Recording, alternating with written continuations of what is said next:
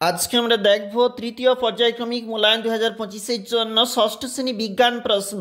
পূর্ণমান 70, সময় 2.5 ঘন্টা। সঠিক উত্তর নির্বাচন 1x14। প্রদত্ত কোনটি সরল যন্ত্র? উত্তর হবে ব্রেড।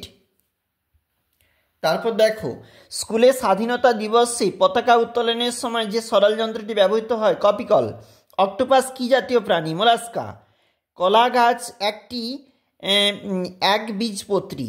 রানী মৌমাছির কাজ ডিম পাড়া। সবচেয়ে বড় স্থলচর প্রাণী যেটা হবে হাতি।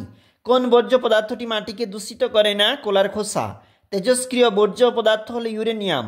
জল একটি যৌগিক পদার্থ। সাধারণ তাপমাত্রায় উবে যায় ন্যাপথালিন। যে যন্ত্রটি বেশি সূক্ষ্মভাবে সময় মাপে তা হলো ডিজিটাল ঘড়ি। কোন এককের সাহায্যে একটি সরু তারের ব্যাস মাপা যাবে? মিলিমিটার। বাস্তুতন্ত্রে শক্তি প্রবাহ সর্বদা একমুখী।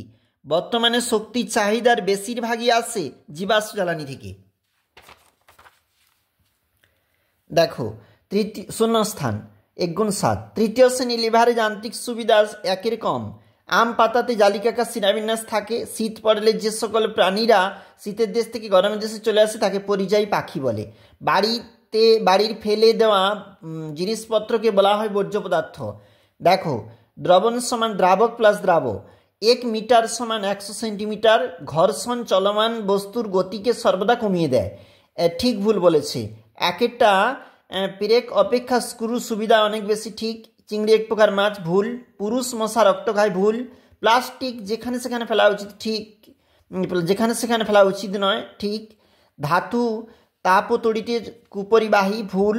H2SO4 অণুতে পরমাণুর সংখ্যা 7। দেখো, এটা ঠিক।